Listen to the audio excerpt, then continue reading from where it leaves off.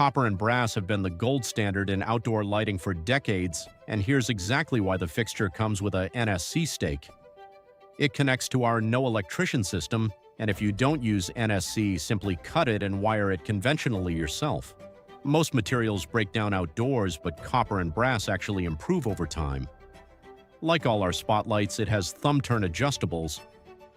With a thumb screw, you can adjust the angle of the fixture. As a raw copper and raw brass product, the fixture will naturally patina over time, developing a rich, warm bronze tone that blends seamlessly into most outdoor environments. Heavy-duty industrial O-ring keeps moisture out. This is a floating socket. It holds the bulb in place. Close the lid and the spring pushes the bulb right up against the convex glass lens. A little Rain-X on it and you'll never get water spots. Lasting 2 to 5 times longer than cheaper alternatives. That's why professionals spec them and high-end projects demand them